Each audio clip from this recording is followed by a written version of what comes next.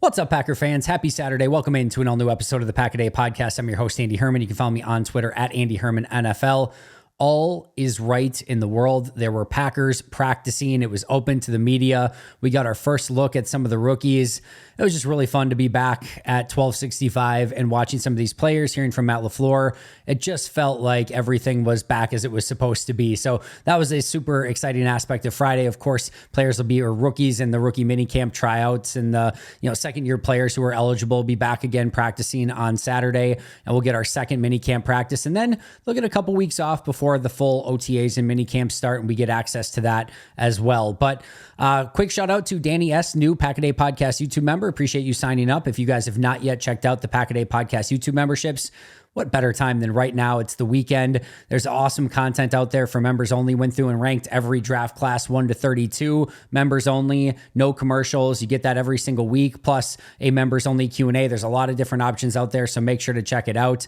But overall, let's get back to practice because that's what everyone wants to talk about. So let's talk about it. I am going to say my famous thing. I don't say it often, but when I do, I'm usually still wrong about it. I think today's going to be a nice, easy, breezy, quick episode. So, of course, those of you who are smiling know I'll probably talk 50 minutes. But no, I think this is going to be a pretty easy one. And mostly nondescript minicamp practice. No huge major like, oh my goodness, I can't believe this happened. But there were some really fun and interesting plays and certainly some big takeaways. So let's get into it. The unfortunate negative takeaway to start the day off before practice even started was that we found out Katana Oladapo was wearing a boot and was on a scooter, and we find out that he actually broke his toe during a drill at the combine, and he actually did his pro day still, sort of toughed it out. But he is hopeful to be back during training camp, but is going to miss OTA's minicamp and, of course, these rookie minicamps as well. You never, ever want a rookie player to miss any sort of time.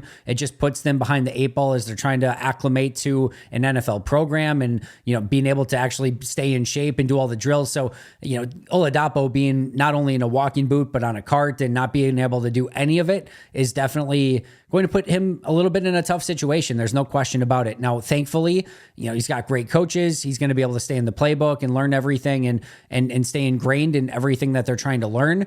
But it's one thing to learn it in the book, and it's another thing to actually go and practice it out on the field. So we're going to have to see how he sort of comes along in training camp once he actually is out on the field. What type of shape is he in? All those sort of things. But a disappointing aspect for their 5th round pick that he's not going to be available probably till training camp at the very earliest. Meanwhile, we did get some other news. Both Michael Pratt and Kalen King did officially sign their contracts. These, to me, are barely news. Like, they're all going to sign. We don't really get holdouts anymore. There's that usual, 2nd, 3rd round range where there's some, different language that they work out a little bit. But other than that, you don't really get holdouts. Most of the deals are basically done for you. So these are not super noteworthy, but I'll say it anyway. Kalen King and Michael Pratt did both get their contracts officially completed. One of the surprise members of the minicamp roster was Jacob Eason. Those of you who remember, he was a quarterback at Georgia and then more recently at the University of Washington. He was actually a 4th round pick just in 2020. He's still only 26 years old, so we're not talking about like a 29-year-old journeyman or something like that, but they brought him in for the rookie minicamp tryout. Now, you could view this one of two ways. The glass half full optimist could say, hey, there's a open quarterback spot on the roster, and Alex Magoo is now a wide receiver, and maybe they're thinking about bringing him in legitimately as that number 4 QB to see what he's capable of. The pessimist might say they probably literally just needed a second quarterback in camp to throw footballs around. They didn't want to just put that on Pratt alone, so they brought in a second guy and they used it on Jacob Eason. It's probably more the latter, but as Matt LaFluer said in the press conference and told everyone prior to the start of minicamp, if you're wearing that Packers jersey and Packers helmet, you have the obvious ability to showcase your talents at minicamp. And whether you're a tryout player or a 1st round pick or a journeyman quarterback who's been out of the league a little bit, you have the opportunity to prove yourself. So we'll see if Jacob Eason can do that, but he was more the noteworthy addition to the tryout roster. Again, 26 years old, former 4th round pick, looked like his arm was live. Whether or not he can actually prove anything at camp to get a invite to the 90-man roster and into OTAs and minicamps will remain to be seen, but he was definitely the most noteworthy of the additions on the minicamp roster.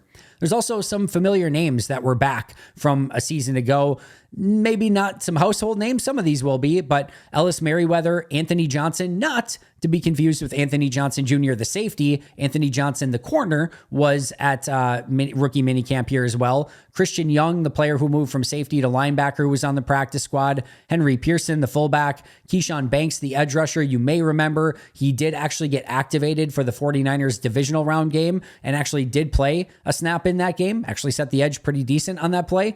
Kadeem Telfort, the big offensive tackle, was there. Grant Dubose, the 7th-round wide receiver from a season ago. Kenneth Odumegwu, the International Pathway Program edge rusher. And Joel Wilson, the tight end. All practice squad players from a season ago were at the rookie minicamp and were eligible to participate. So they were all there. And then, of course, your rookie tryout players, all of your rookies, your undrafted free agents, they were all there as well.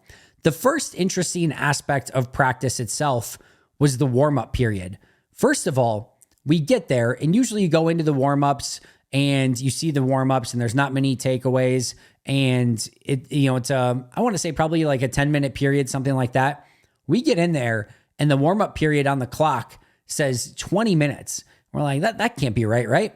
They went 20 minutes through warm-ups, the full 20. So that was the first interesting. This was a longer warm-up period than we have seen in the past. That's number one.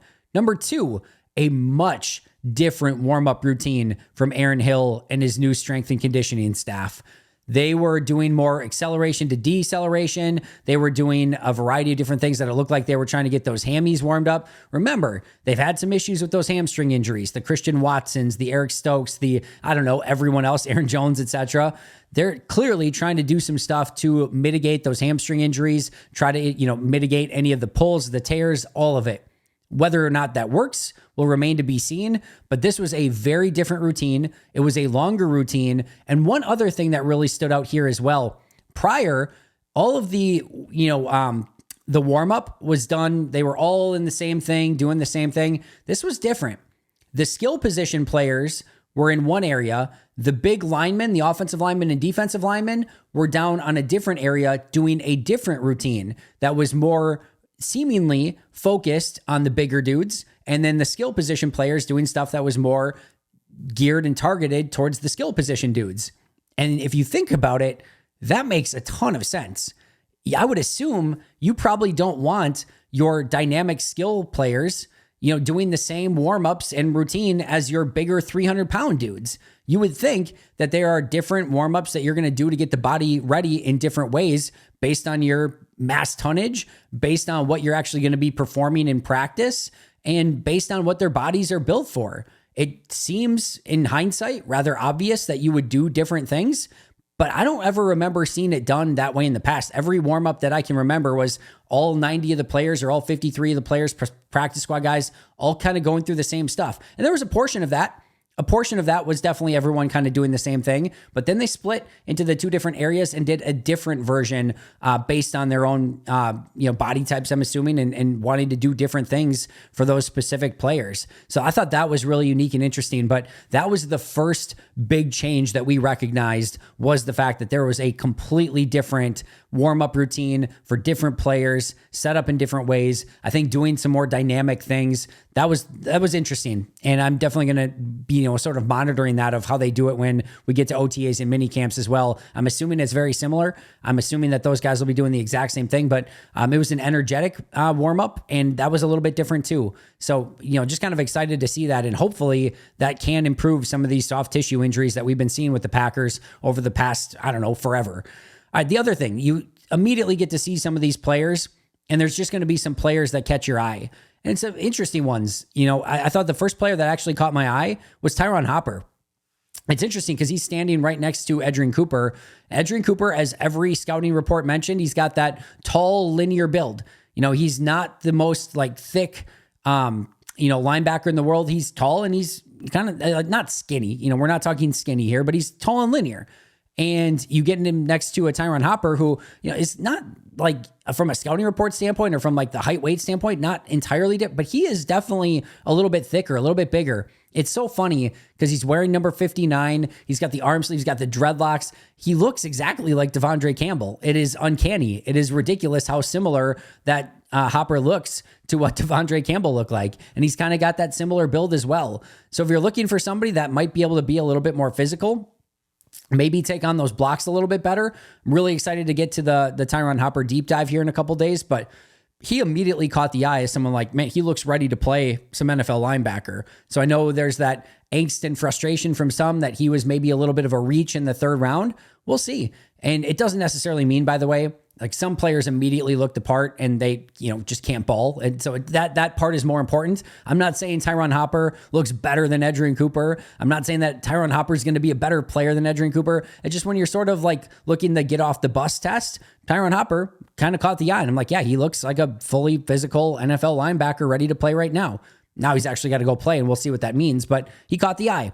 Marshawn Lloyd, another one. You talk about a stout, compact, physical running back, man, does he look the part there. Like he is built and he might be short, but my goodness, he is not small. And it's not bad weight. It's not anything like that. It is just, he is a thick, well-proportioned, smaller running back that has all of the stuff that you want, all the muscle and all of the, like, just, again, perfectly built for his size. And he's such an interesting dude because he's got that shorter stature, which sometimes those guys are harder to see from behind the line of scrimmage, but he's got good burst, good juice. And then he's got that compact physical build where, kind of guys bounce off of him. You see it on tape and he's tough to kind of get your hands around. Like it's a really interesting running back. I'm really interested to see how he's going to be in the NFL with that frame and that juice that he has. It's an interest, but he's another one that immediately catches the eye as you start watching him practice. You immediately see Jordan Morgan's athleticism, the scouting report of how well he moves and what you can see on tape immediately shows up right in person as well. He looks like a tight end that's running out there, but at his size, he's not small by any means. He's a big, well-built dude, but his movement skills are really unique, and that jumps out right away. Edgerrin Cooper, same thing. You can see the speed, you can see the athleticism, you can see the burst. Again, he's more tall and linear, but he can explode with the best of them, and that immediately presented itself. And then the other one that I always giggle at, that's a fun word, is Kadeem Telfort. It's so funny because last year, Kadeem Telfort, when he's at rookie minicamp, I'm immediately like, oh my goodness, the Packers found themselves another Caleb Jones. And Kadeem Telfort this year, again, you look at him and he just dwarfs over he's a giant compared to everyone else that's at practice. He is just a big, massive human being. The reason it's funny is because as soon as we got to training camp last year, or maybe it was OTAs or minicamp, whatever, and Kadeem Telfort then stands next to Caleb Jones makes Kadeem Telfort look tiny. So it's still funny seeing Kadeem Telfort in person and being like, this dude is so freaking tall, and then remembering that Caleb Jones just makes Kadeem Telfort look small. So I'm excited to see Caleb Jones again, but Kadeem Telfort still looks ridiculous in size, at least until Caleb Jones gets there and all the talk goes about Caleb Jones again. Immediately, we saw the energy from the coaches. Anthony Campanelli was somebody who was immediately making some noise, bringing the energy, dropping some verbiage. I'll put it that way. But as Wes Hod pointed out, it was smart. It was like good. It wasn't like, screw you, you suck. It was like, it was emphasis. It was energy. It was intensity in all the good ways, all the best ways. So you love to see that. Jeff Hafley was very active at practice. Luke Butkus, I know he's not a new coach, but man, I could sit there and listen to Luke Butkus coach the offensive line all day. I put the notepad down, put the tweeter down, put everything down, just listen and watch and learn. And I can't specifically say what he's talking about. It's, one of the things as, credentialed, you're just not allowed to say like quotes of exactly what coaches are saying, but just really honing in on exactly what offensive linemen are supposed to be doing and how they're supposed to be lined up so they're not, giving away anything to opposing defenses. It was just really fun to listen to. And as you get these guys who have been drilled a certain way in college over and over and over to like immediately start unteaching some of those things and teaching them how to do it a different way, just a real joy to sort of watch him coach and listen to some of the things that he's trying to ingrain in his new players. Like I said, I could have sat there all day and just listened to that and I would have been in seventh heaven. Speaking of that offensive line group, we had two different lines of offensive linemen. And the sort of first group, if you will, was Jordan Morgan at left tackle, Donovan Jennings at left guard. So for those wondering, was he going to kick from tackle to guard? At this practice, at least the answer was yes. Jacob Monk at center.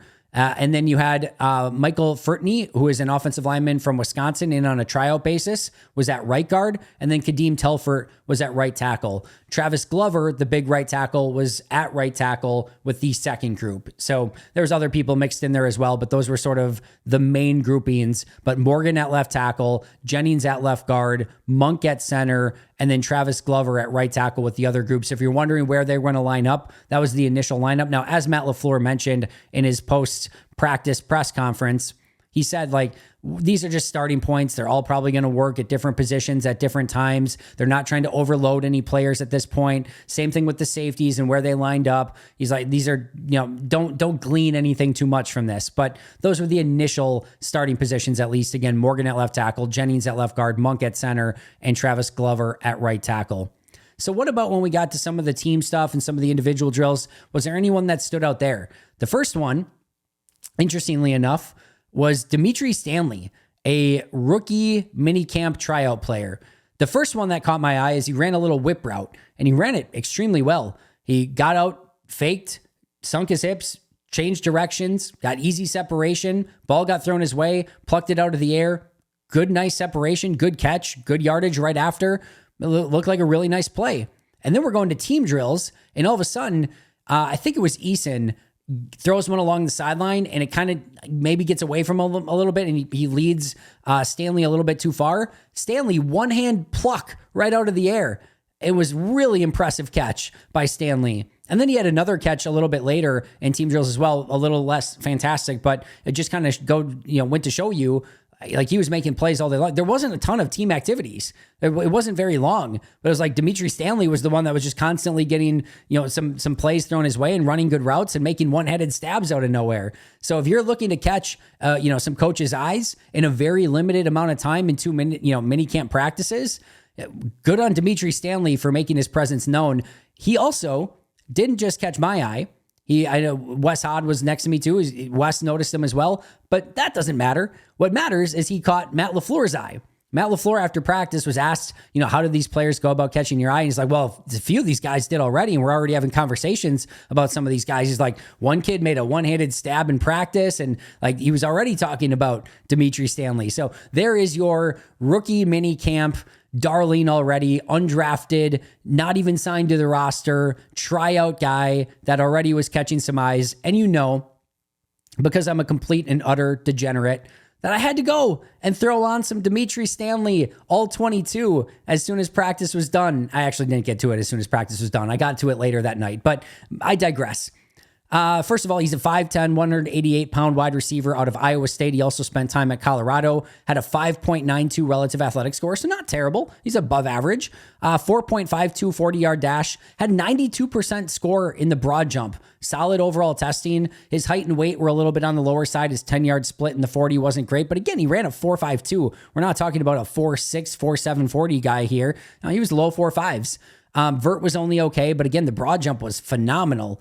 Did go and watch a little bit of tape. Really good hands catcher, solid route runner. I thought he lacked explosiveness. There was you would see the run after the catch where he was trying to gear up and separate and he just couldn't separate and he kind of get tackled from behind at times. So doesn't have that explosive playmaking ability, but really good blocker. Those are the guys you look back last year at Malik Keith, who, really started to make his name on the roster as a guy who could block on the outside and be that physical presence. Especially for a 5'10", 188 guy, I was impressed with his blocking and some of the screen game and things like that. That's a way for you to make a name for yourself, not to mention, grabbing one-handed catches, running good whip routes, and making consistent catches throughout the course of a mini camp practice. So would not surprise me at all, especially after Matt LaFleur's comment that, he caught his eye a little bit. If we saw Dimitri Stanley maybe get a spot, the wide receiver group is a little bit on the light side still. Now, obviously, they don't have a lot of spots, and I guess they did just move Alex Magoo over there, but we'll see if he actually gets a nod in a addition to the 90-man roster, or if he's going to have to try to find something somewhere else. But never a bad thing to catch coach's eye in practice, and really nice day for Dimitri Stanley overall. Jarvian Howard, running back from Elkhorn State, another one who had a couple nice runs, and I thought he brought a little bit of juice. 7.39 relative athletic score, 4.53 40, had a 98th percentile bench press. He had really poor agility skills. So 4.53 40, good for a running back, good size, good build, actually built very similar, to to Marshawn Lloyd. Sorry, couldn't think of his name for a second, but built very similar, 5'9", 218-ish. But the agility scores were not bad. So we're looking at somebody who's going to go north and south. North and south, you don't necessarily want him doing a bunch of cuts and things like that. That's probably not what he's built for. But he had a couple nice runs, had some good juice, and looked like he ran behind his pads pretty well. He's another guy that caught the eye at least a little bit. But yeah, fun day for some of these. So Howard is an undrafted guy that's on the roster, but Stanley is not. So like I said, we'll see if he gets added or not. But those are a couple guys, just undrafted or tryout guys that kind of caught my eye a little bit throughout the course of practice. We did get to see some of our first glances and glimpses of this Packers 4-3 defense. I think that might be one of the bigger takeaways from the day. The first thing is there were, in fact, 4 down linemen, meaning the 2 edge players, hand in the dirt. We kind of wondered, because it was still going to be a nickel defense primarily, we wondered if there would be a guy standing up. And there could still be plenty of time for them to do a variety of different things. But in this practice, for the rookies, and I'm sure it was rather vanilla overall, but hand in the dirt. This is our first glance at 4-3. The 2 edge rushers, hand in the dirt, obviously 2 defensive tackles on the interior. We saw a ton of nickel, 2 off-ball linebackers, 3 corners, and 2 safeties. With that, we saw Kalen King get some time in the slot. I know a lot of people, including Ross Uglum, maybe thought, hey, this could be a player that ends up being a slot corner. I know Ross is very high on that. We got to see Kalen King in the slot. And then we definitely saw single high safety, box safety. We saw a lot of it. A lot of safeties that were staggered, and definitely some flipping back and forth where you would see Javon Bullard be up and Evan Williams back, and then Evan Williams up and Javon Bullard back, but a lot of single high safety looks with that extra safety in the box. So if those were the things that we were sort of expecting out of this new Jeff Hafley defense, maybe they're just giving us the low-hanging fruit, or maybe just kind of playing with us a little bit. But it looks like we're going to get 4 down linemen, a lot of nickel, and then 2 safeties. That one is going to be more predominantly in the box, but both those guys could switch back and forth depending on what they want to do pre-snap. And Matt LaFluer talked about it, not necessarily wanting just a box safety, because those are tells for the opposing offense of what maybe a defense is going to do. And they don't want to tip their hand pre-snap or even immediately after post-snap. So they're trying to mix up those looks and make sure that they have dynamic players at both of those spots. That's exactly what we saw in our first glimpse of this 4-3 defense. Jordan Morgan, our first glimpse of him being able to block. I'm going to try to get a little bit of a better look at him on Saturday's practice, but first initial looked good, looked comfortable playing left tackle, which he should. He's played it forever in his career.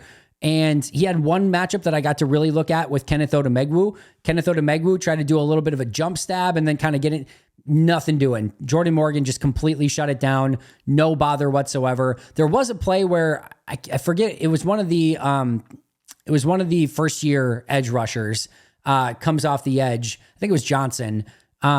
And it looked like he got a clean hit, or what would have been a clean hit on the quarterback. Obviously, QBs are wearing the red jersey, but we couldn't tell if it was Morgan or if they just got an extra guy off the edge and Morgan had to kick inside. So we didn't actually see that one. But overall, from initial glimpses and glances, looked like Jordan Morgan was having a good day, but I'm going to try to keep a little bit of a bigger eye on him on Saturday.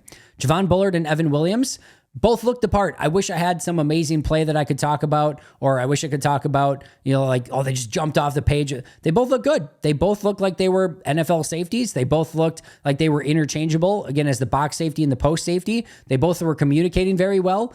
They both looked like they had good agility, good speed, good everything, but there was nothing else that really jumped off the page. 2 other players that I'm going to try to watch a little bit more on Saturday. We unfortunately had our first injury of practice. Kalen Gervin was injured and had to be helped off. I probably wouldn't have even brought this up, save for one thing. I tweeted out that Kalen Gervin got hurt on the play. And a few hours after practice, Kalen Gervin responded back, "I'm good."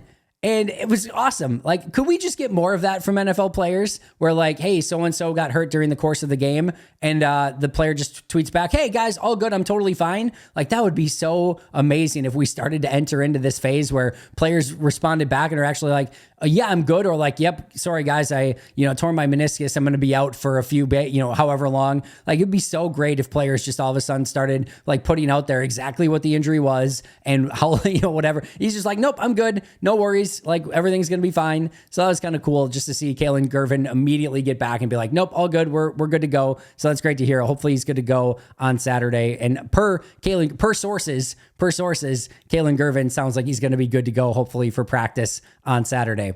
Edgerrin Cooper already making some big plays. A fumble recovery. It looked like it was forced by Kalen King. I saw the play. The good news is, I know people are immediately tweeting out, oh my goodness, Marshawn Lloyd already had his first fumble. It was not Marshawn Lloyd, so you don't have to worry.